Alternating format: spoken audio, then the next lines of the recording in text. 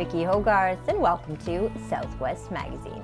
My guest today is a familiar face to New Brunswickers, Dr. Jennifer Russell, who helped guide our province through the pandemic and is now leading the groundbreaking new Institute of Population Health at the University of New Brunswick.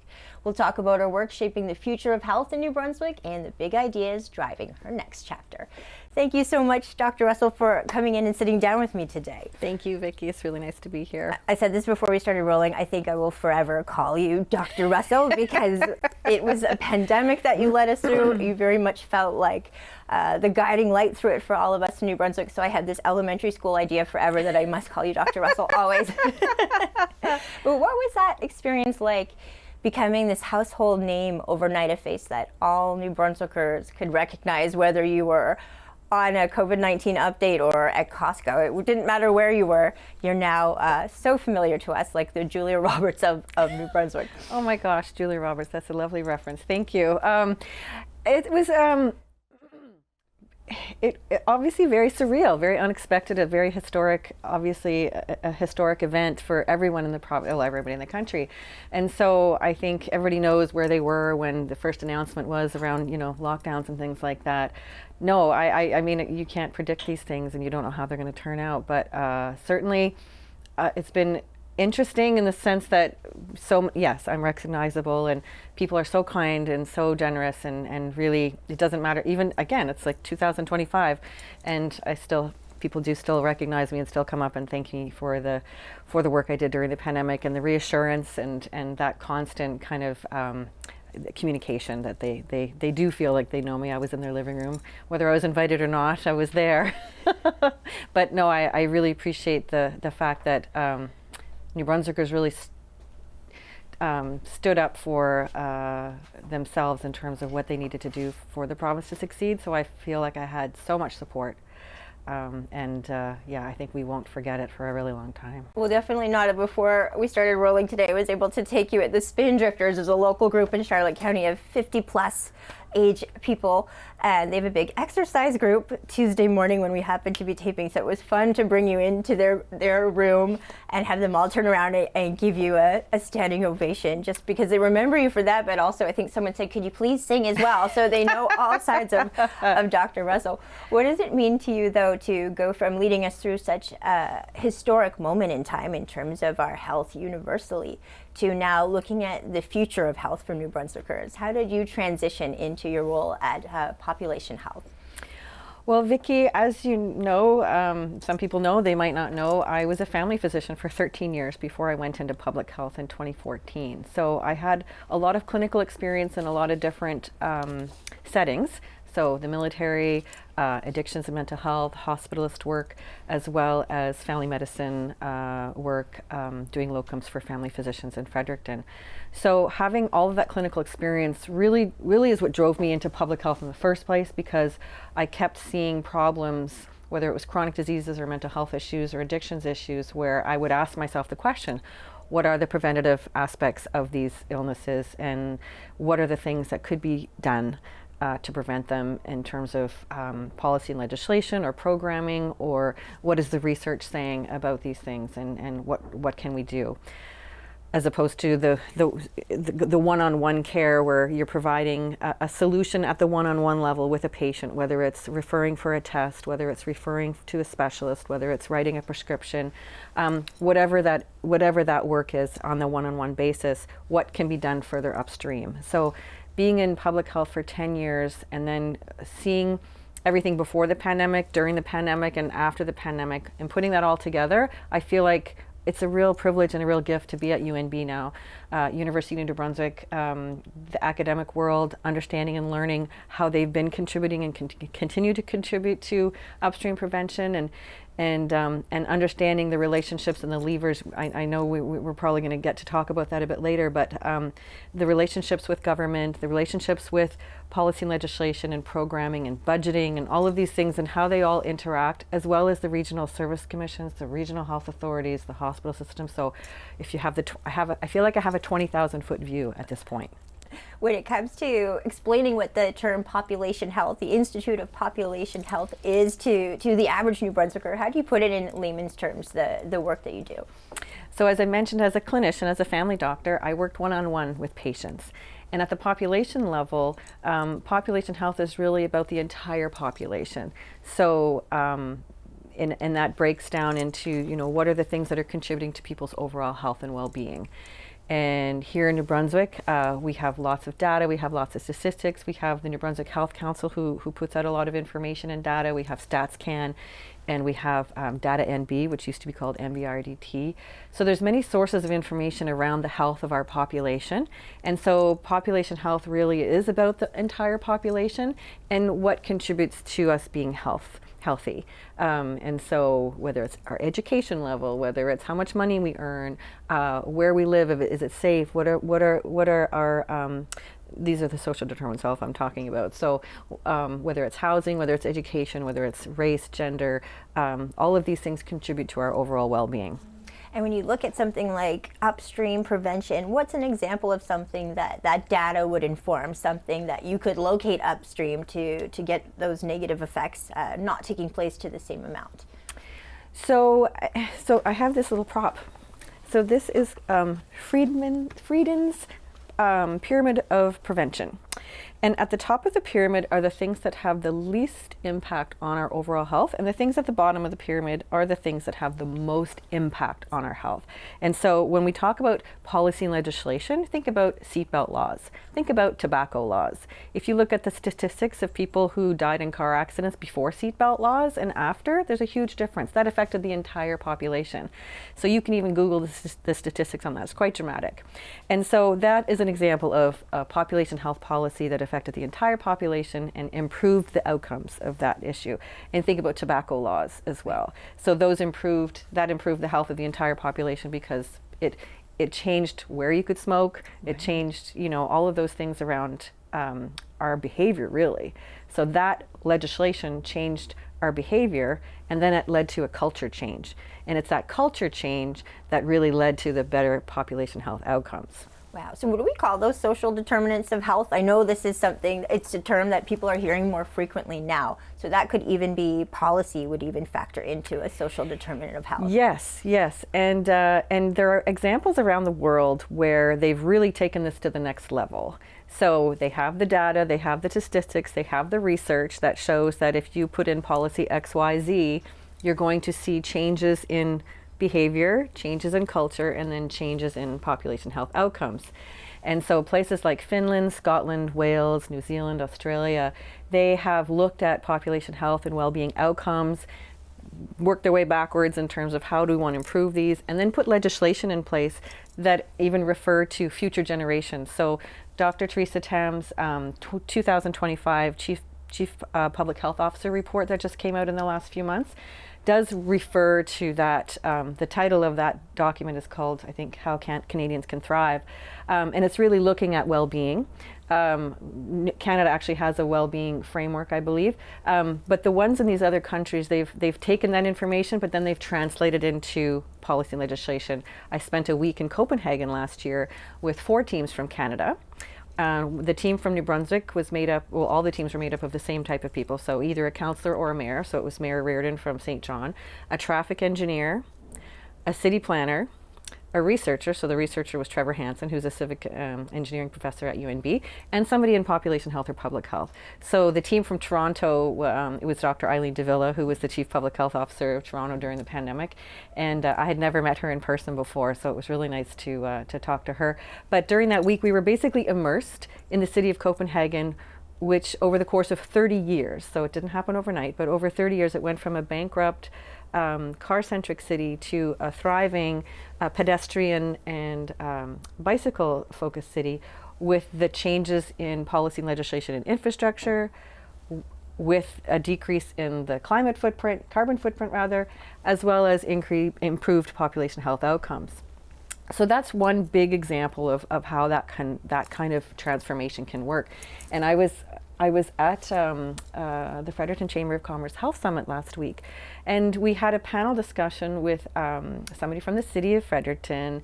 We had Morgan Peters, who's the president, CEO of the Fredericton Chamber of Commerce, and we had Anna Robach, who's an engineer, and she is very much a proponent of, improving infrastructure so we can be healthier, and a family doctor, Dr. Elna Holman. So having that conversation with those people on that panel to kind of bring together those ideas around, like, transformation really takes a total community collaboration. So total community commitment, total community collaboration. And so it's really nice to be living in a province where we can have these discussions right now with the people that are forward thinking, and even using the language around future generations. So Wales uses the language around the Future Generations Act. That's what they call it. And it's fun too. I know from just working at a news station, sometimes I will go back in time and find a breaking news story on policy, like when seatbelt laws were introduced. And it is interesting to see the policy come first, and the attitude of the population first adjusting to this change, and then see how that goes in the future. From our perspective, it's quite interesting to watch how, when these laws sometimes first come into place, people aren't exactly excited about them, but eventually it just becomes part of the culture and an accepted way of being. So it does take time. I always recommend to people, if you want to see when this first came into action, find the original news story, and it's interesting to see how we can evolve as not just policymakers, but even culturally, thanks to these changes. New Brunswick, however, has one of the older populations of provinces in Canada. How does that factor into the research you're looking at, and maybe preventative strategies for negative health outcomes down the road as our population ages? So this topic came up last week at the Health Summit that the Fredericton Chamber of Commerce was putting on, and I really loved the way they were framing it. They were really framing around a strengths-based approach. And, as I arrived, you took me in to see the seniors who were doing their exercises. And I believe St. Andrews is one of the age-friendly cities in the province. So if you go on the GNB website, you'll find all the lists of all the age-friendly cities in the province, and what it takes to become an age-friendly city and to maintain your designation as an age-friendly city. So having a roadmap to get you from point A to point B in terms of, here we are today and here's where we want to get to in terms of health outcomes, there's a really good example of how communities can engage with each other and a strengths-based approach to move forward. You are correct. We do have a demographic that does present itself in that way, in the sense that we do have older aging population. Dr. Elna Holman was quick to point out that she said, I see a lot of resilience in my patients who are 65 and older. And so I think there's ways to frame it. There's research that was done over the course of about 5 years called the Healthy Seniors Pilot Project. You may have heard of that. There were about 60 projects that were funded, and the outcomes of some of those projects led to things like the Nursing Home Without Walls. So that's an example of research that was done, and then it got translated into action. Another example of that is the Planet Youth pilot projects around the province. So that is based on the Icelandic model of prevention of substance use among youth. And this was done by a researcher by the name of Dr. Harvey Milkman, who traveled to New Brunswick during the time that we were doing the legalization of cannabis symposium. So he could present the data from Iceland around what were the protective factors that were needed to decrease the risk factors and decrease the incidence of substance use in Iceland teenagers. And so we sent 3 people to Iceland in 2020. And to learn how to implement this Planet Youth program. And so now we have pilot sites around the province. And when I've done I did a listening tour in the last year of all the regional service commissions. And the areas that I visited where they had the Planet Youth pilot project in their communities, they were really happy with what they were seeing in terms of outcomes. Wow! Can you tell us any more about that project? That sounds fascinating. Mm-hmm. Which towns is it in currently? I don't recall all of them. I know Woodstock is one of them, and I know Bathurst was one of them because I'm from Bathurst. So I was seeing on LinkedIn, it was either LinkedIn or Facebook, they were actually posting, some students were posting some videos about the Planet Youth program in Bathurst. So what it meant for them in terms of the engagement. So the research that came out of Iceland was really to show, okay, here is the incidence of substance use, whether it's alcohol, tobacco, or cannabis, all around the country, and where the incidences were higher and where the incidence was lower, they were comparing, well, what's different about these places? And so what can we do to increase the protective factors that we see in the places where kids weren't using the substances as much compared to the ones that were? And so the Planet Youth program is taking that research and then adapting it to whatever community you are in terms of, again, strengths-based. What do you have in place already? How can you build on that? And then what might be missing?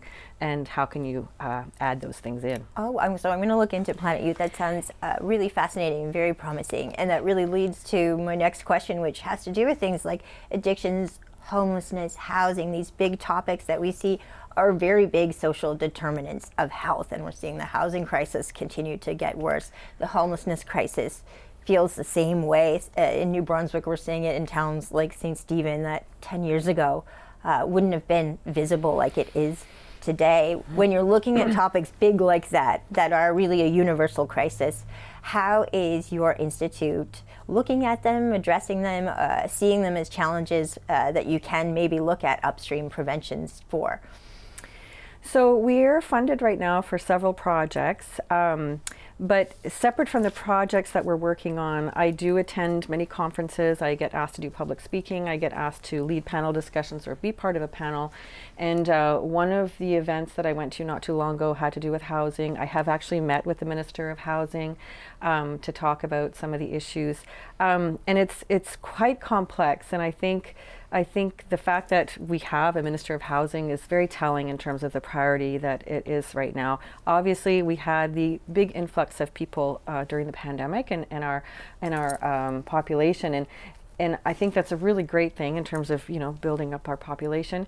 The challenges around housing are so multi-sectorial in terms of the ability to build quickly enough, the ability to get the materials you need, the ability to get the workers that you need, all of those physical things in terms of barriers and timelines, but then also policies that can help increase density. Those are, I think, some of the things that have been looked at in communities. I know even here in St. Andrews, back in 2021, I know I spoke to the mayor about the lack of housing here back in 2021, and I think some of those things started even before the pandemic, before the larger influx of people, and so different. And when I did my Regional Service Commission tour as well, I did hear that issue echoing throughout the province, that it's something that needs to be addressed.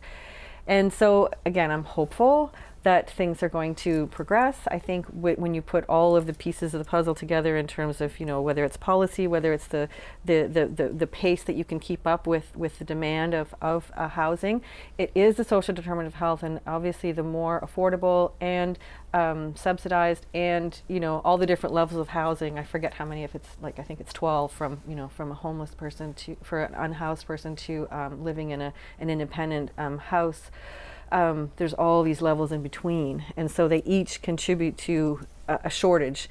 And we can also see that shortage in elderly people as well, who need nursing home care or who want to stay in their home, but again with a change in their income level as they age, that becomes a challenge as well. So I see that as a big challenge, but I also see it as an area that if we can make progress, then we will see better health outcomes as well. And in your time managing the pandemic, you had to deal with things like frontline worker shortages, how to deal with that during a time that was so challenging. How does everything that you learned in the pandemic factor into what you're doing now? Is there some silver lining to everything we went through in that there are valuable lessons learned? I know, for instance, here in St. Andrews, they're looking to do a long-term care home that has a totally different setup than one we were used to having in the community before. There's ability to isolate rooms if there is sickness, but also this intergenerational appeal of bringing the daycare nearby so that the generations can come together. So we learned a lot, even just in our own community, about how we could live better, but I'm sure looking at it province-wide, especially and globally as well, there was a lot that you could take from that moment in time, which was so challenging, but apply it to the future in a way that we can live better. Mm-hmm. Yeah, so one of the projects we're funded to do right now is around modeling. So the lessons learned that I took away from the pandemic was, because of the work that Department of Health did with UNB mathematicians modeling the COVID numbers, that was very valuable in terms of informing policy and decision making. So if you crank up a certain policy, you can see the numbers go down. If you dial down a policy, you can see the numbers go up in terms of what we were feeding into those projections. And so if we knew that, well, if we're going to do policy X, Y, or Z, masking, physical distancing, or a lockdown, then this is the effect it's going to have on the COVID numbers. I think that kind of modeling is really helpful. But the other thing that was helpful was that as a result of the modeling and the policies, each department really had a role to play in supporting those policies, and they all had a mandate, they all had resources, and they all had a budget to be able to operationalize all of those policies. And I think for me, that was eye-opening. It was, I've never seen that before. It really truly was an all of society approach, because each government department has their respective stakeholders in terms of organizations that they work with, and so the flow of information in and out of each government department and then into the planning sessions and the COVID sessions, the COVID cabinet sessions, you could just see the flywheel of information coming in, applying it, and then seeing the outcomes. And it just kept going. It was like a well-oiled machine in terms of, understanding that these policies had a direct influence on people's behavior, and then that change in behavior caused these outcomes. And so taking that approach and looking at globally what people are doing with respect to chronic diseases and mental health, I talk about chronic diseases and mental health in the same kind of breath because there is such an overlap. So somebody with a chronic disease usually has a mental health issue, and somebody with a mental health issue could have a chronic disease, and they sort of, I want to say there's an overlap. And so in the places that I quoted earlier, where they have all the policy and legislation that addresses population health issues, each area that you need to focus on does have the mandate, does have the finances, does have the resources, and then they have the ability to measure what those outcomes look like and feed back into that system.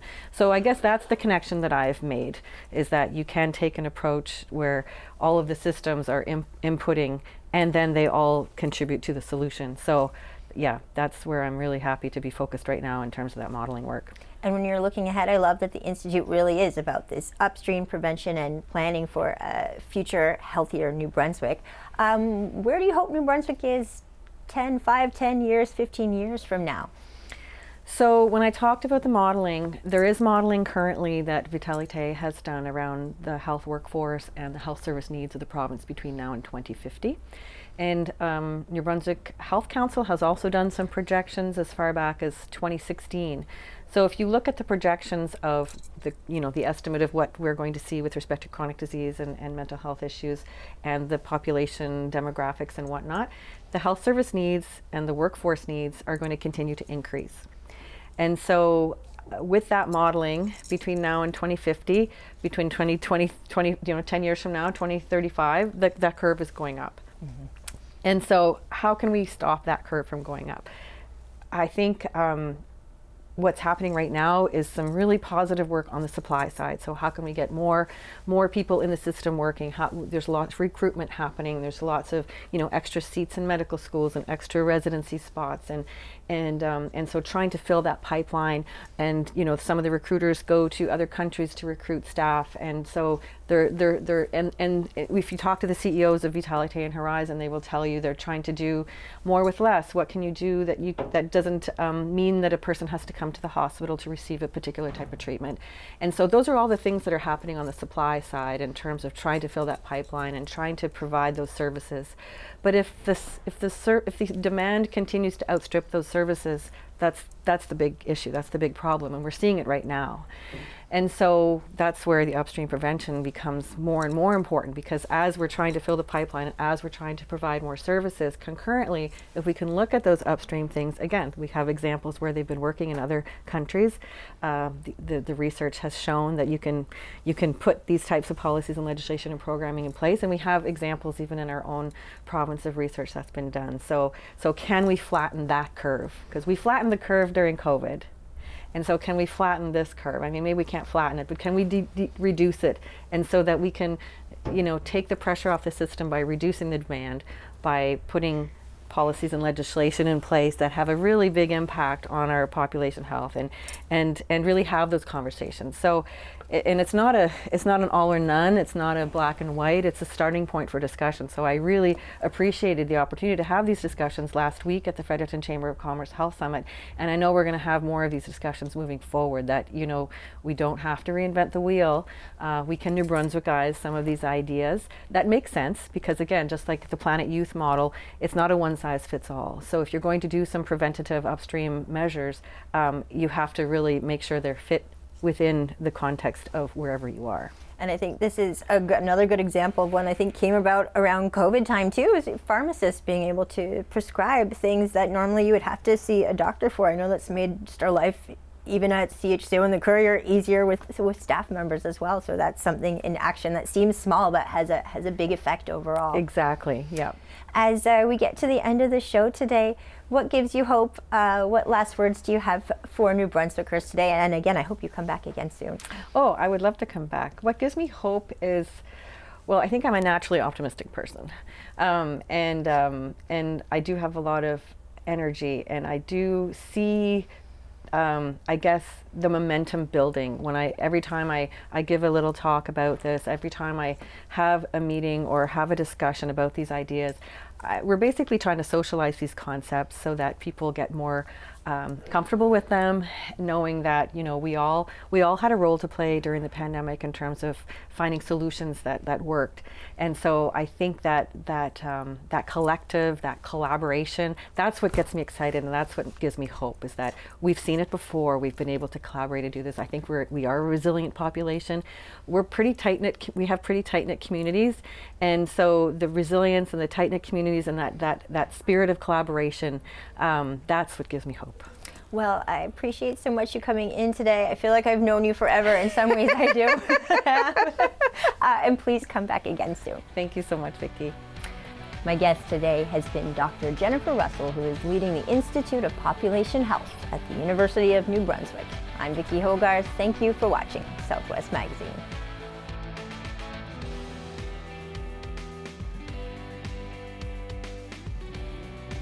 Southwest Magazine is a news and public affairs production of CHCO Television.